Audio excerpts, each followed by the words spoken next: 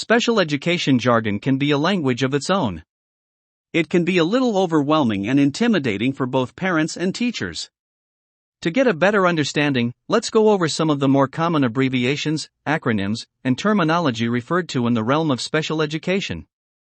Alternative Augmentative Communication, AAC, means all the ways that someone communicates besides talking. People of all ages can use AAC if they have trouble with speech or language skills.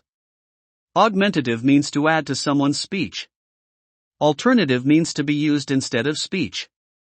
Some people use AAC throughout their life. Others may use AAC only for a short time, like when they have surgery and can't talk. There are a lot of different types of AAC. No-tech and low-tech options include things like gestures and facial expressions, writing, drawing, spelling words by pointing to letters, and pointing to photos, pictures, or written words. High-tech options include things like using an app on an iPad or tablet to communicate and using a computer with a voice, sometimes called a speech-generating device. Adapted Physical Education, APE, specially designed physical education program, using accommodations designed to fit the needs of students who require developmental or corrective instruction. Age of majority refers to when a child turns 18, he or she is legally considered an adult, and is afforded all rights of being so. At this time, the educational decision-making rights of parents, including parents of a student with a disability, transfer to the young adult.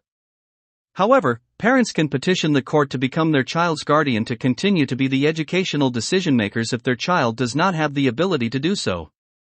Where there are concerns about the student's ability to participate in the process of educational decision-making, school district personnel should continue to work closely with the parents to ensure that appropriate decisions are made.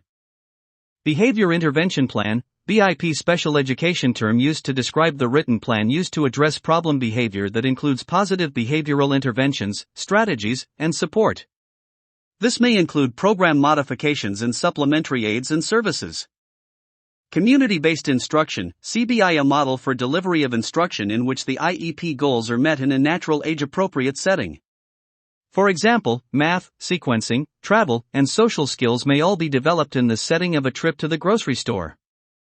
Cognitive, a term that describes the process used for remembering, reasoning, understanding, and making decisions. Crisis Prevention Intervention, CPI, is the leading provider of trauma-informed de-escalation training for educators and support staff. It focuses on prevention and equips individuals with proven strategies for safely diffusing anxious, hostile, or violent behavior at the earliest possible stage.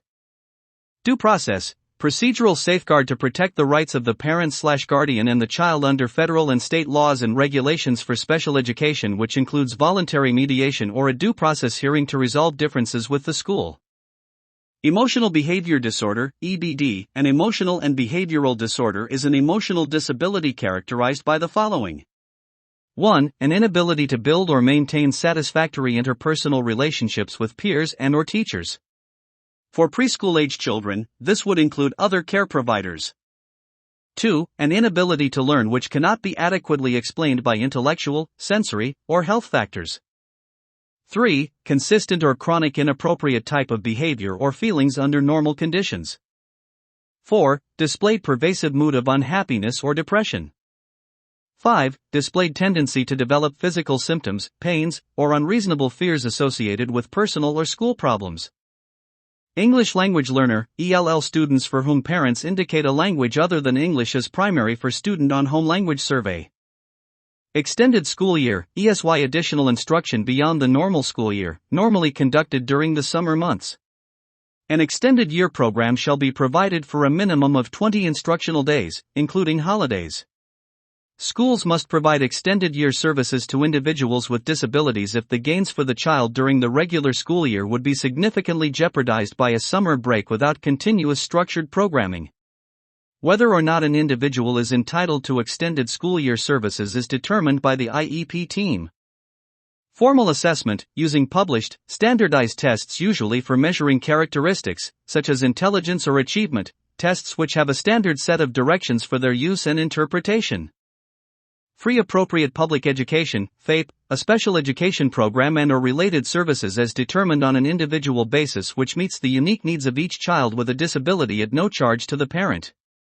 Such an educational program and related services are based on goals and objectives as specified in an IEP and determined through the process of assessment and IEP planning in compliance with state and federal laws and regulations. Functional Behavioral Assessment, FBA. A functional behavioral assessment may be conducted for any student identified as having a behavior problem serious enough to impact the learning of the child him/herself or others.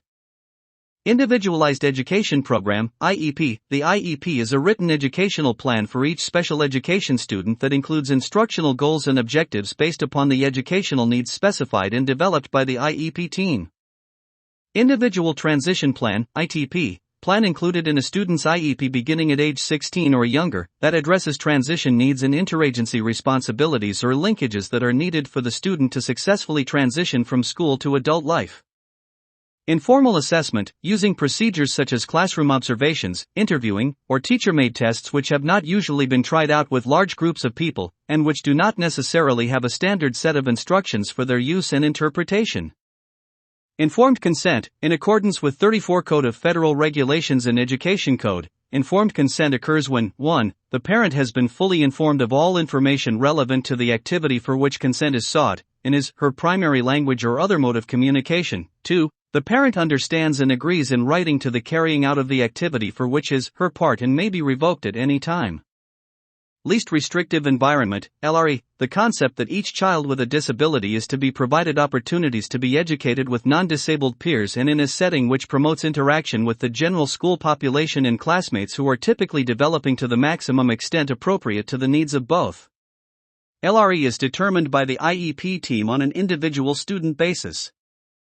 Local education agency, a school district or county office of education that provides education services. Mainstreaming refers to the selective placement of students with disabilities in one or more general education classes and/or extracurricular activities.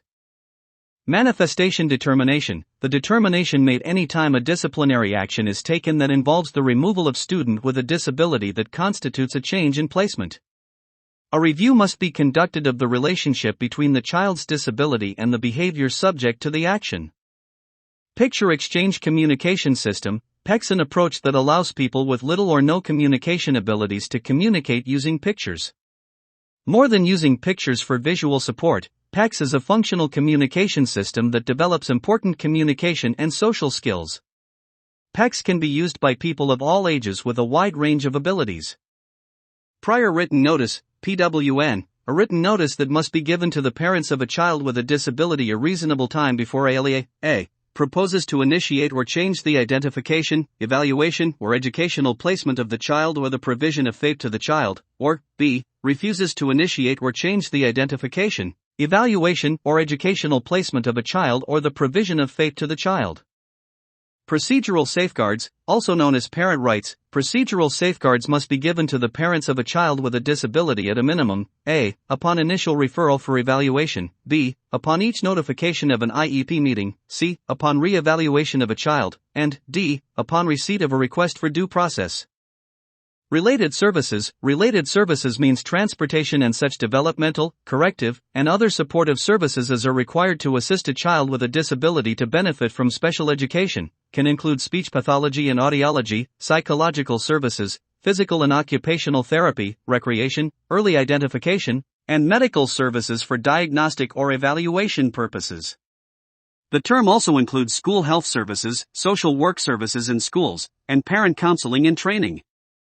Section 504 Accommodation Plan, an educational plan or modifications for a student suspected of a disability that does not require specialized instruction but needs the assurance that they will receive equal access to public education and services. Like the IEP, a 504 plan should be updated annually to ensure that the student is receiving the most effective accommodations for his or her specific circumstances. Specially designed instruction, SDI, instruction that is tailored to a particular student. It addresses their individualized education program, IEP, goals, accounts for their disability, provides modifications or adaptations to content, and encourages access to the general education curriculum.